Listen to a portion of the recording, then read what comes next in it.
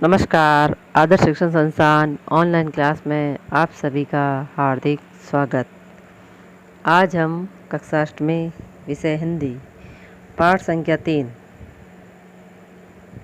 के अगले गद्यांश के बारे में पढ़ेंगे। जैसा कि हमने पिछले वीडियो में पढ़ा था कि लेखक बस के हर एक पुर्जे में सविनय अवज्ञा आंदोलन की छवि देखता है। बीच रास्ते में अचानक पेट्रोल की टंकी में छेद होने के कारण लेखक को हर पल लग रहा था कि उसका कोई भी पुर्जा विश्वास करने योग्य नहीं है। उस वृद्धा रूपी बस को देखकर उसके मन में ग्लानि हो रही थी। वह व्यंग्य करता है कि कहीं जंगल में ही इसके प्राण निकल गए तो इस वृद्धा का यहीं पर अंतिम संस्कार करना पड़ेगा। इस प्रकार लेखक व्यंग्य करते हुए आगे क्या कहता है उसके बारे में हम पढ़ेंगे। जब बस खराब हो जाती है और हिस्सेदार साहब बस से नीचे उतर करके उसके इंजन को खोलकर किस प्रकार बस को आगे बढ़ाने का उपाय करते हैं। हिस्सेदार साहब ने इंजन खोला और कुछ सुधारा। बस आगे चली। उसकी चाल और कम हो गई थी। धीरे धीरे वृद्धा की आंखों की ज्योति जाने लगी। चांदनी रात में रास्ता टटोल कर वह रेंग रही थी।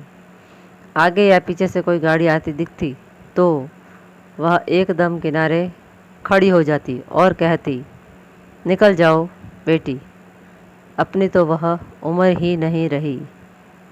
एक पुलिया के ऊपर पहुँचे ही थे कि एक टायर फिस करके बैठ गया।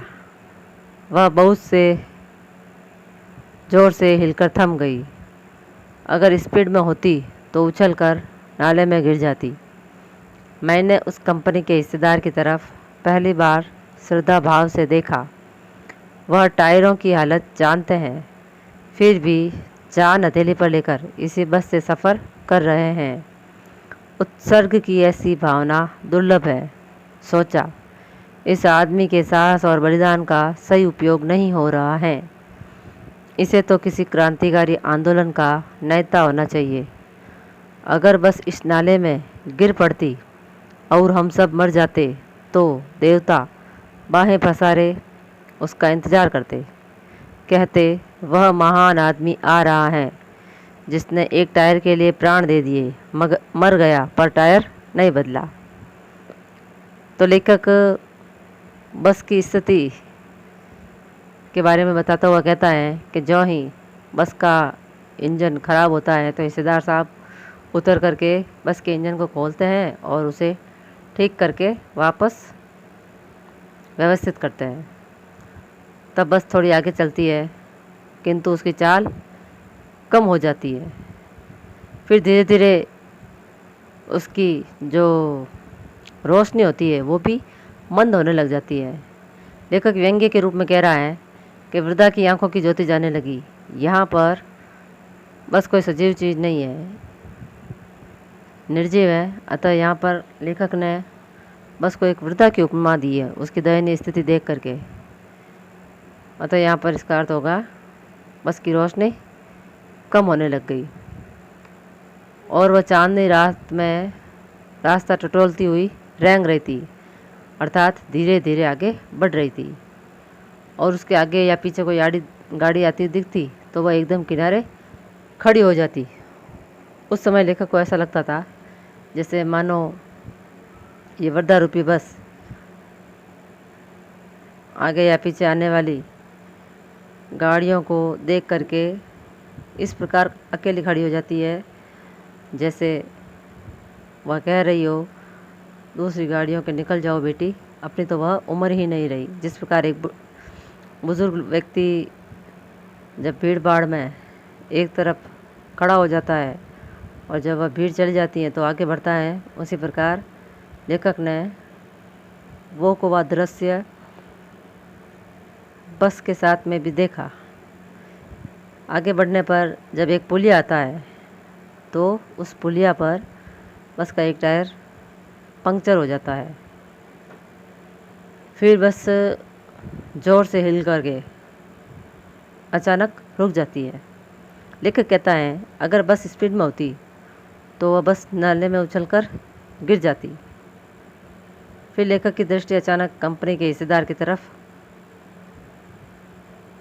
बढ़ती है तो लेखक हिस्सेदार के लिए श्रद्धा भाव प्रकट करता है और बहुत ही सम्मान की दृष्टि से उन्हें देखता है। लेखक व्यंग्य करता है कि हिस्सेदार साहब टायरों की हालत जानते हैं, दशा जानते हैं, फिर भी अपने प्राणों को खतरों में डाल करके इसी बस से सफ़र करते हैं। लेखक को लगता है कि भाई हिस्सेदार साहब अपनी जान की परवाह किए बिना इस खटारा बस से यात्रा करते हैं। इसका मतलब ये बहुत ही साहसी व्यक्ति है और अपने जान की इन्हें कोई भी परवाह नहीं है, निश्चिंत है।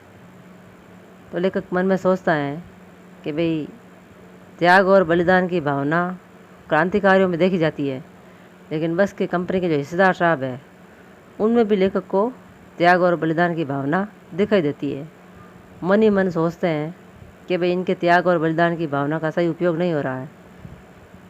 अगर ये वास्तव में किसी क्रांतिकारी आंदोलन के नेता होते तो बड़े ही जोश और उमंग के साथ में वह आंदोलन सफल होता, किंतु इनके त्याग का उचित उपयोग नहीं हो रहा है।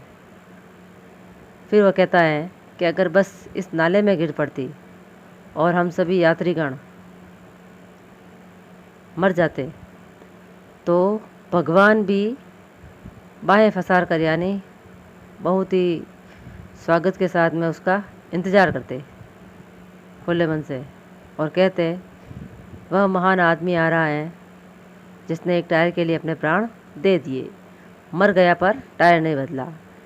कहने का मतलब है यहाँ पर लेखक ने बस कंपनी के हिस्सेदार साहब पर व्यंग्य किया है कि उन्होंने बस की दयनीय स्थिति की तरफ ज़रा भी ध्यान नहीं दिया, क्योंकि टायरों की हालत और इंजन की हालत बहुत ही दयनीय थी। वे इस प्रकार पूर्ण रूप से काम नहीं कर रहे थे, किंतु हिस्सेदार साहब ने बस को बदलने का निश्चय नहीं किया, अपितु उसी बस से यात्रा करते रहे। तो लेखक ने एक अद्भुत व्यंग्य के साथ में इस पाठ को व्यंग्य शैली में लिखा। आगे लेखक क्या कहता है,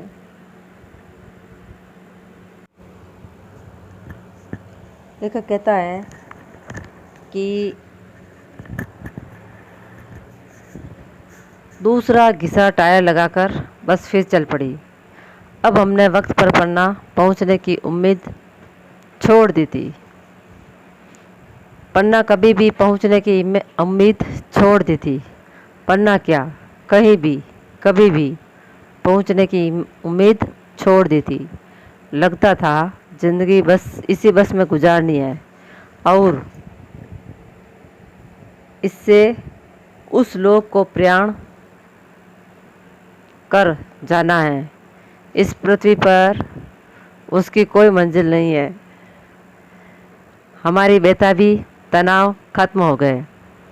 हम बड़े इत्मीनान से घर की तरह बैठ गए। चिंता जाती रही, हंसी मजाक चालू हो गया। एक कह रहा था कि भाई बार बार बस रुक रही थी। कभी पेट्रोल की टंकी में छेद हो जाता है, कभी उसका टायर पंक्चर हो जाता है, तो कभी इंजन खराब हो जाता है। तो इस प्रकार बस निरंतर आगे नहीं बढ़ रही थी, बस बीच बीच में धोखा दे रही थी। तो लेखक को ऐसा लग रहा था कि भाई हिस्सेदार साहब ने जो दूसरा इंजन ने टायर लगाया वो भी घिसा हुआ लगाया, तो अब वो टायर कब तक चलेगा भला? पुराना टायर कब तक बस को आगे बढ़ा पाएगा।